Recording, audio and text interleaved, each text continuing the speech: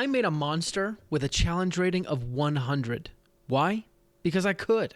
And it only took me 5 minutes using Worldsmith. And the best part?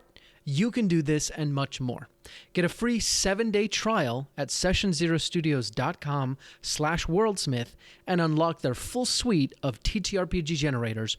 Yep, that's a full 7-day trial completely free. That's a whole week of monsters, magic items, and more. Whatever you need, zero burnout. Try it now at sessionzerostudios.com/worldsmith. Save time and make unlimited creations with Worldsmith. When setting any scene, it's imperative that you tap into the 5 senses. When it comes to sound, one of the best ways to do that is with music, ambiance, and sound effects. And that's why we've teamed up with Monument Studios. Monument Studios provides easy-to-use soundboards perfect for dungeon mastering in any setting. If you want to see this in action, go to fantasy-plus.com and get 10% off of your first month when you get their Fantasy Plus app by using the code BETTERDM at checkout. Again, that's fantasy-plus.com and BETTERDM at checkout. Use music to amplify your gameplay.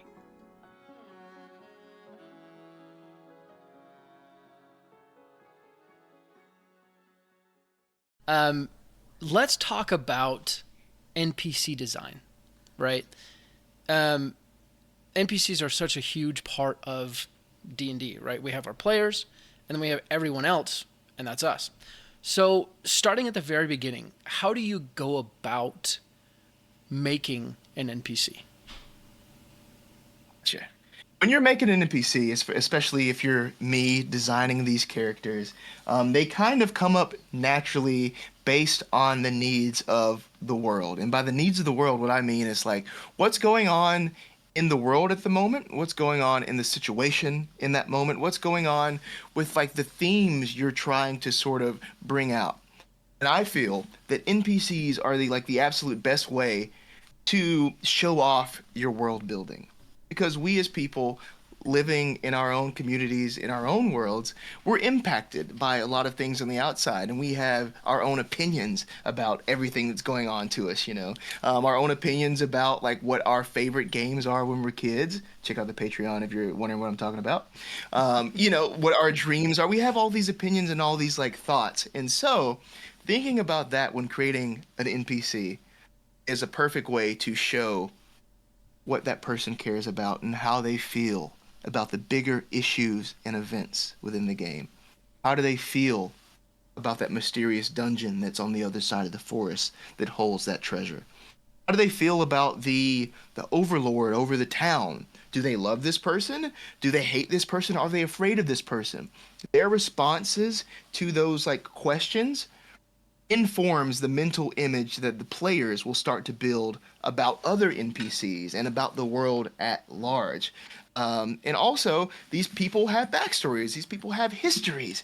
And so even those things can show you things about your world's past. So I know that I just sort of expanded out of that question, but I start like wherever what I need to most communicate in order to progress the story. I start there and figure out who would be most impacted by that thing, who would have the most to say about that, who has the most at stake in that situation. Yeah, that's where I start. So yeah, it could be a myriad of places, and I know that sounds very big, but yeah, what's going on in the world, and who do I need there at that moment? Who would be there?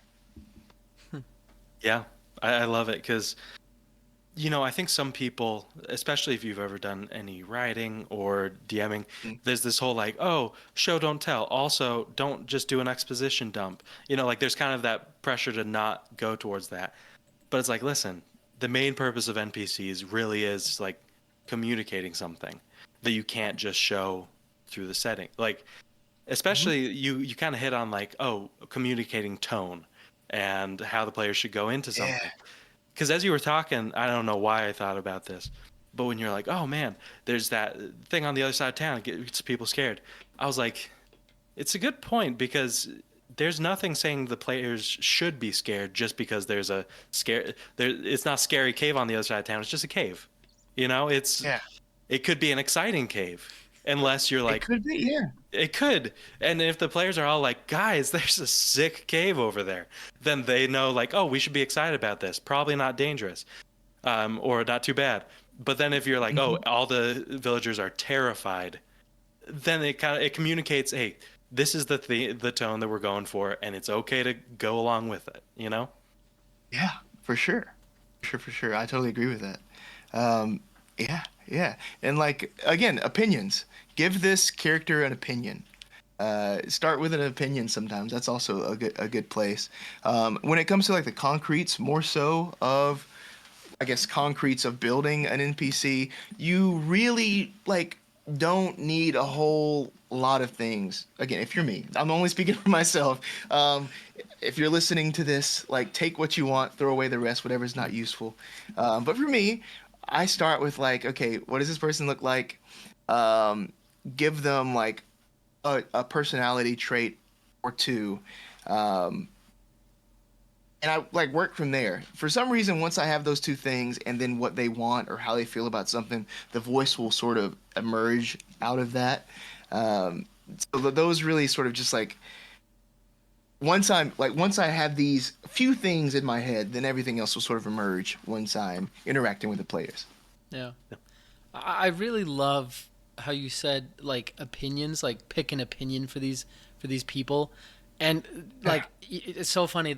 What comes to mind when you say that is, and this is probably super stereotypical, but I imagine like an old man sitting at a gas station who just complains about the world, right? But like that's a very extreme version of what you're talking about, where so much of what we are and what we do and how we act sometimes can be defined by our opinions, right? Like I don't like fish, Yeah. so that's going to dictate how I act in certain situations, right? Mhm. So I really love that. Have you ever accidentally made an NPC or made too much of an NPC, like written down too much and kind of forced yourself to act in a way that you're like, wait, this isn't right? Hmm. I'll answer accurately. Yeah, Try to think about a specific example. that's okay.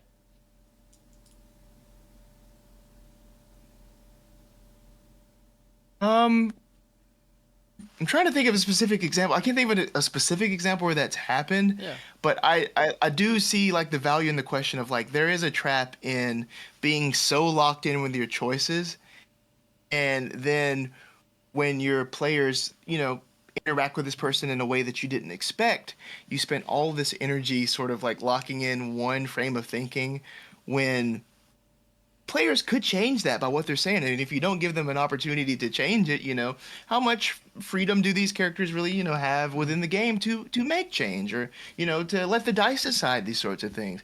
And so this might be like pivoting like a little bit, Yeah.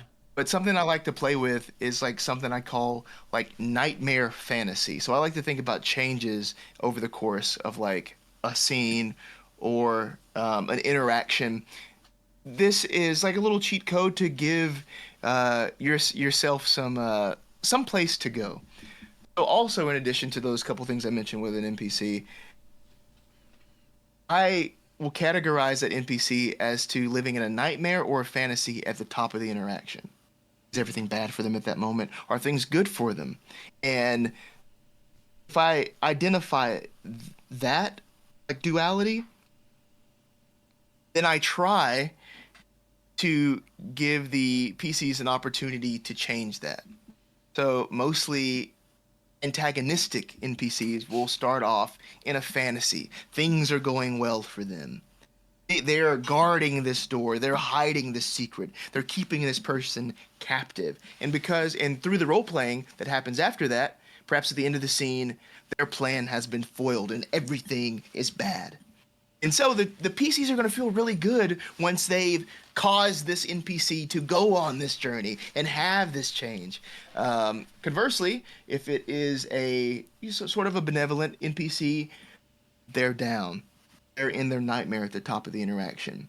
but thanks to the persuasion or the help of the NPC or of the PCs, that has the opportunity to shift within the interaction, and then things are looking up and they're hopeful by the end of it, which is something that I like to throw in. So nightmare fantasy is also something that I like to play with. Yeah. Yeah, I really like that because it seems like, we always know that, hey, good stories has character development. With most NPCs, you're not going to see them for very long, honestly. And even if you do see them, like that. yeah, exactly. It's like very quick. And even if there's someone that's like a recurring character, most of their time is off screen while the players are doing their thing.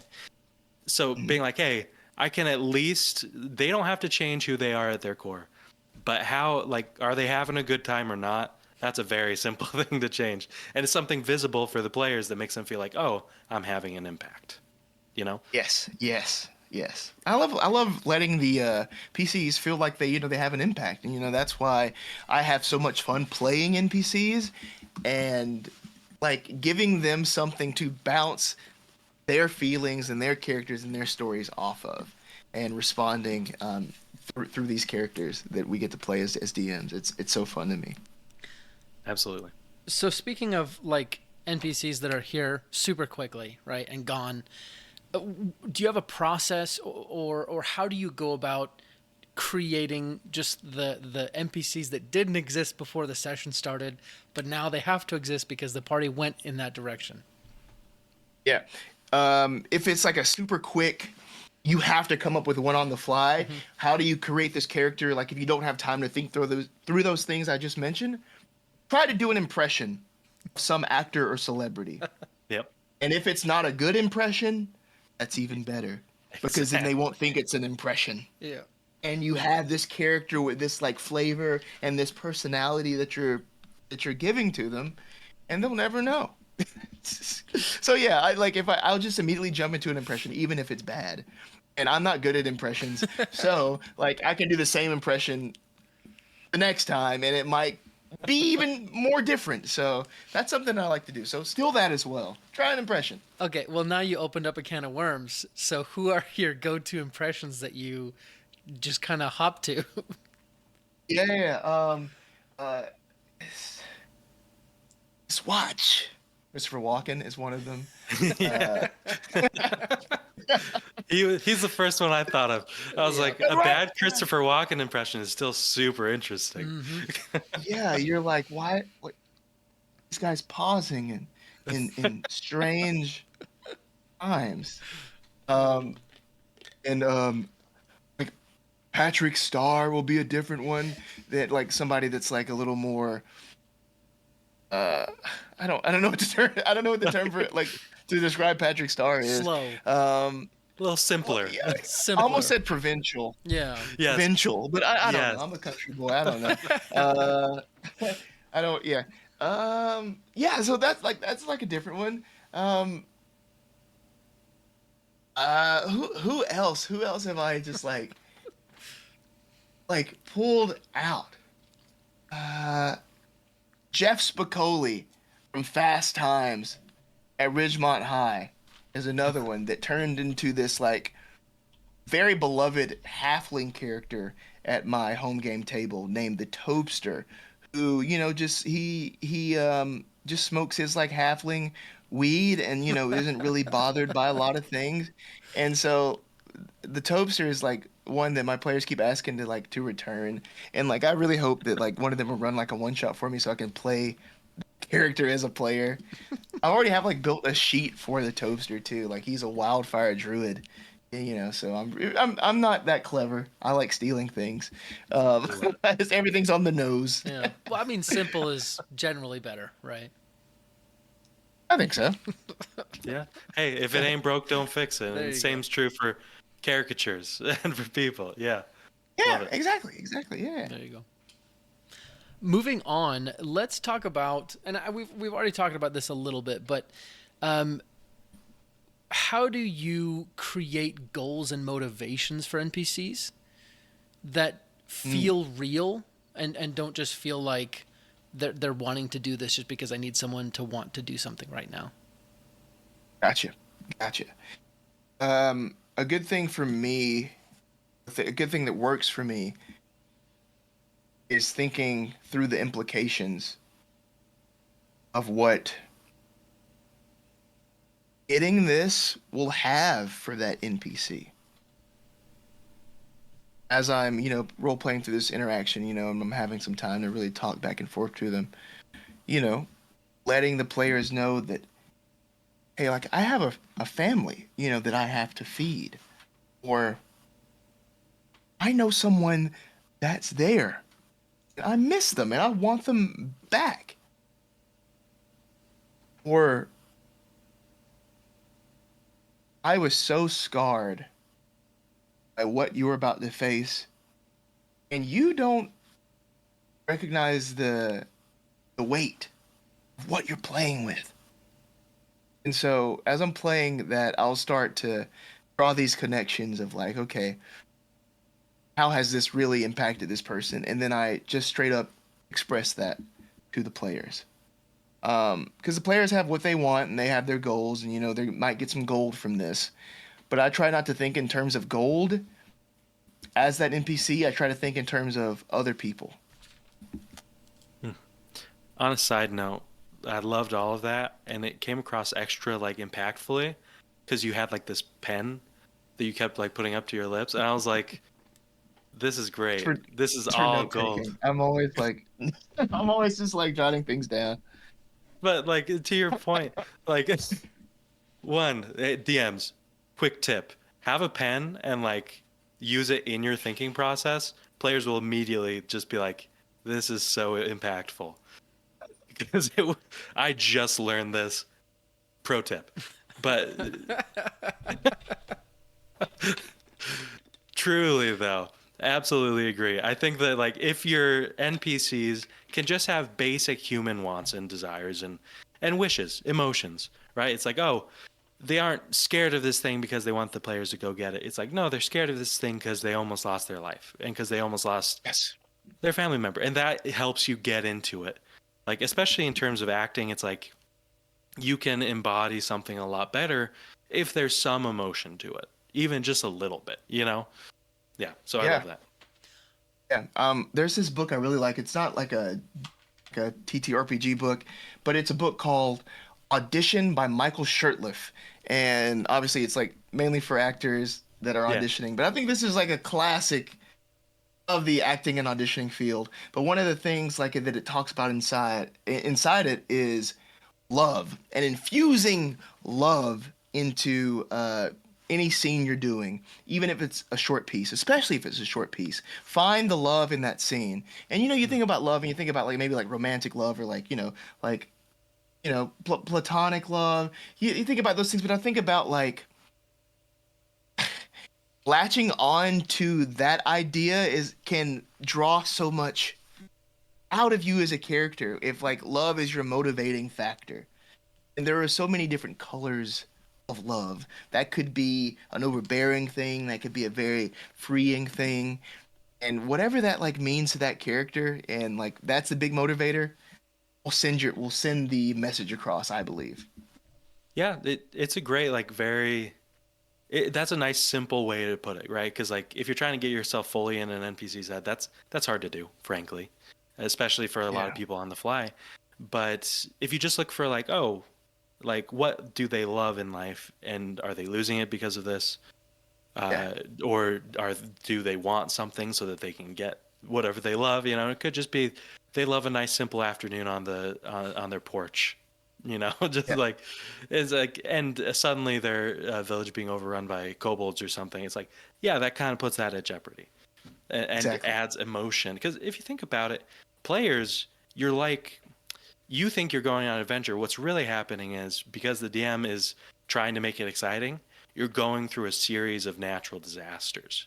And so it makes sense that most of the NPCs are like, they should be going through a bad time, or they should be like, I'd like it to be a lot better, Yeah. D&D days aren't normal days.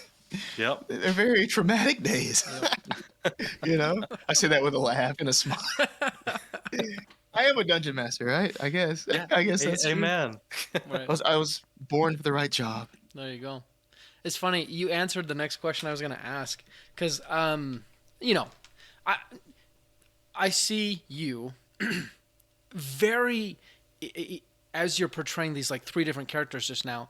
You're portraying the emotion like perfectly from my perspective, and I can imagine there might be some DMs out there that, they don't necessarily like how if you are a non-actor, you don't necessarily have that skill set. How do Yep. you, emote in that way to make the NPCs feel real, or how can you approach Mhm. that?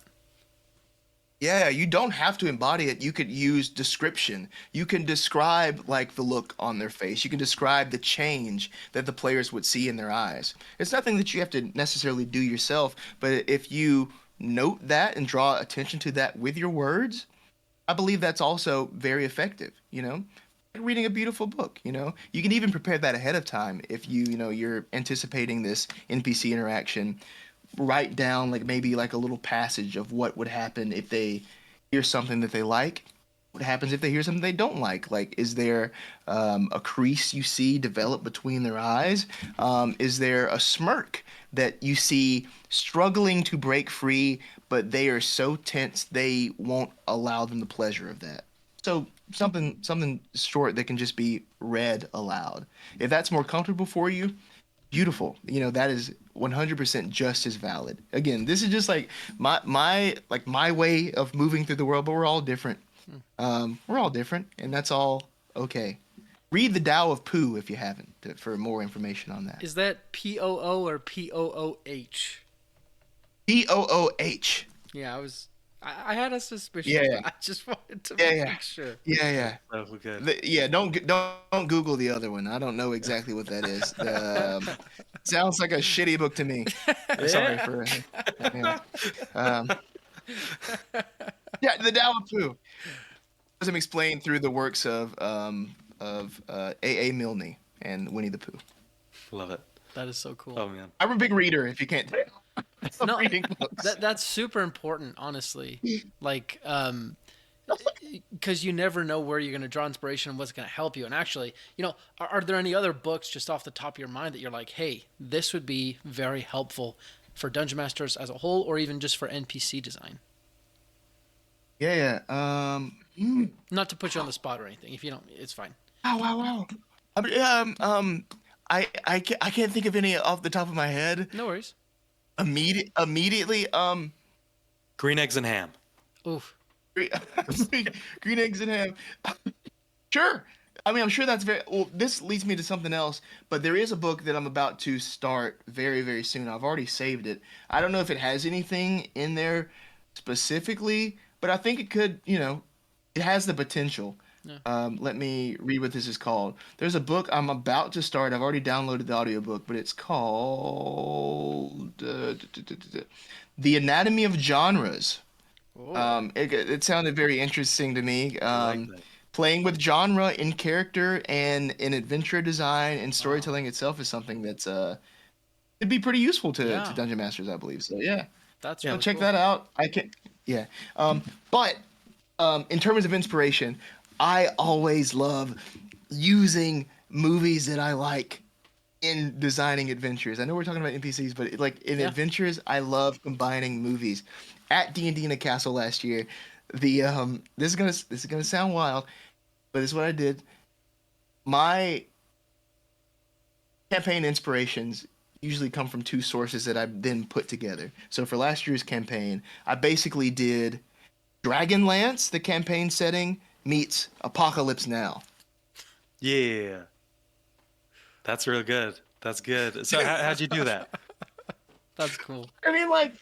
It's like if you go back to like Apocalypse Now and then even like Heart of Darkness before it and all the things that spring out of that, you're talking about a lot. You're talking about war, you're talking about colonialism. These are themes that I feel are ripe for the picking within the Dragonlance setting when Oh, you're yeah. dealing with this heavy war that's pretty much, the centerpiece of this setting, the War of Yeah. the Lance. And so like what happens when these these knights that have sort of fallen out of favor but are still trying to like, hold together have a deserter, and then what sort of, you know, um, like what are the what sort of cults would be born in a world like this, and what happens to the people in these communities affected by this war. Reading that book and watching that film gave me a lot to bring to the setting and combine, and I think it was very, very thought-provoking for the players that played that game. And it was interesting though, because like all of my players at the table except for one were new to D&D 5e. And so like I think they engaged with the story first and foremost, not really being locked into like the hard rules of it. Really helped them to really just, think about it from like a story first perspective and get in there and think through everything. And that was beautiful. This next year or this year in November, when I'm going back to D&D in a Castle, I'm going to run a game that I'm taking from James Cameron's Aliens meets Hayao Miyazaki's Princess Mononoke. Ow. I know it doesn't make any sense. I know it doesn't make any sense, but this is how I work. And it's original because, like, I don't know, they're two completely different things. For me, it's like the natural fantasy and like mythological fantasy of something like Princess Mononoke, also with like an ecological thematic leaning, meets super powered heroes searching for people in an environment that is infested by outside forces. Dang. And there's an infestation of outside forces in Princess Mononoke. There's like the demons and like that infestation. Mm-hmm. Yeah. There's like parallels. Suddenly the infected in that environment. Suddenly the infected boar isn't a boar, it's a full-on alien. A xenomorph. Oh man. Right? Exactly. A xenomorph. Xenomorph. Yeah, buddy. But like, and what happened? That's great. And like, but what happens if, in the alien universe, what happens when you're infected there, Yeah. But yeah. So like there's parallels. I don't know. I like putting great storytellers into conversation with each other and seeing what conversation that makes. And it's your personal little playground. Whatever you like, take two things you like. They don't have to make sense on a first glance. Yeah. But think about it. You like those things for a reason, and there's things you can take from both of them. Feel free. It's your game. Nobody's going to sue you. Yeah.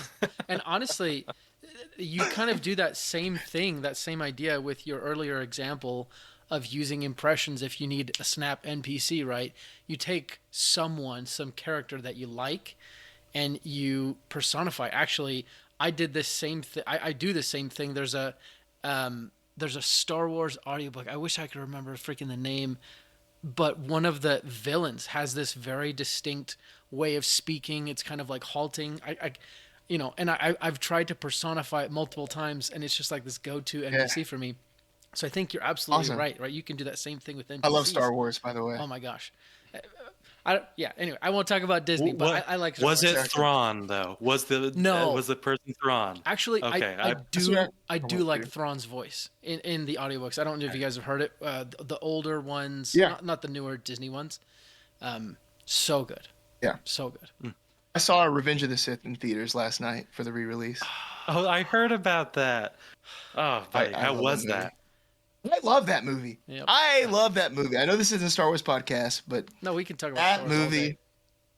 Dude, it's so good. I'm a big fan of that movie. It was so good. It was good to see it on the big screen after 20 years. Because I remember, being 8, and I was transported to being 8 again. It was awesome. That's great. Man, Revenge of the Sith. Everybody, everyone in the audience just watching as like Anakin burns up in lava. Guys, that sounds like a great time. Yeah. Oh, buddy. Yeah. And all the quotables, do it, and like, hello there. It was like a meme. It was like a meme fest.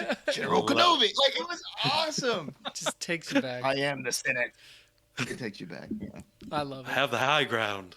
I love that. Have the high ground. Yes, that was there. That movie is packed. Oh, buddy. Packed with stuff. But yeah. So I guess our main point, listeners, is if you don't use some Star Wars characters as NPCs, you're wasting just a valuable resource. And I think that's the main lesson. Yub-nub. Yub-nub. Yeah. Why does that sound familiar? That's a quote. That might be over my head. The Ewoks. Yeah. Ewoks. Yub Yeah, Nub yeah, the it's like Ewok. Okay. their little I thought it song, was a yeah. character. I was like, Yub Nub, that their little- sounds like one of the characters. Oh yeah, it's like one of their little song. Yeah, their little Yub Nub. Yeah. Freaking love it. I'm such a yeah. I love it. Hey, if it makes you feel better, when I was talking about the cave earlier, I didn't mention it before, but I was thinking about do you guys know Shigeru Miyamoto from Nintendo? Yeah. Yeah. I was thinking about how NPCs, like how they need to convey a sense of like the theme and stuff and the tone. And he like came up with the idea of Zelda because he explored a cave in his backyard as a kid.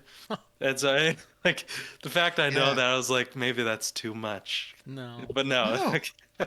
That's cool. Yeah. What if it's not enough, Tanner? What if you need more? More caves? More caves? Any No, day. no. Any day more caves. London, it's been More so Zelda. awesome having you here. Let's finish with the challenge for our audience, and then give you a chance to shout out your stuff, your projects, what you're working on, how people can reach out to you, support you, see what you're up to, and then, if you don't mind, we might have some time for some bonus Q&A afterwards. But based on everything we talked about, what challenge would you give our audience? My challenge to you, audience, is to go somewhere. This could be your living room, your parents' living room. It could be the mall. It could be the street. It could be the bus station. It could be the subway station. It could be a myriad of places. It could be Star Wars Episode 3, Revenge of the Sith, Should be. at your local cinema. But go somewhere and be observant. Sit somewhere and watch someone. Again, this could be someone you don't know. It could be like, your dad, your mom. But watch them and see if you can gather a trait from them. Take a trait. It could be the way that they speak. It could be the way that they hold their head or their body. It could be a myriad of things, but take one thing and then take that thing and take it to your table the next time you play. And whenever your players encounter an NPC, bring out that trait and portray it. That's my challenge to you. See how you feel. See what kind of reactions your players have to it. Don't tell them. You don't have to tell anybody. This is just a secret between you and us. But do that, and I promise you're going to have some fun with it. And you'll start noticing all sorts of interesting things about people. Because the world's interesting, and so is your game. Excellent. Wow. Amen. Yeah. Love it. That's a showstopper. Well, no, that was super good. How can people reach out to you, support you, and see what you're up to? Yeah. Follow me on Instagram at London Carlisle. That's my name, London Carlisle. Don't Google me. You'll get train schedules in England between London. But other than that, follow me on Instagram. I post all my stuff there. Also hit up D&D In A Castle. Come play with us. I have one seat left at the time of recording this in my Aliens Princess Mononoke game. So it could be you playing with me there. Other than that, just stay tuned for streams I do, theater in New York that I do. I'll post any information. But I'd love to engage with you. Be a pal, and be a pal of this podcast. Keep listening, and follow, subscribe, support us. We're happy you're here. Yeah. Thank you so much. And seriously, listener, if you do have a chance, reach out to London and just thank him so much, send him so much love for coming on our show. We are so grateful, and super grateful to Ashley May King for pointing us in this direction. Both Ashley May, shout out. Yeah, both of you guys just awesome people, and we're so lucky to have met you. Brought to you by Session Zero Studios. For more information, visit sessionzerostudios.com.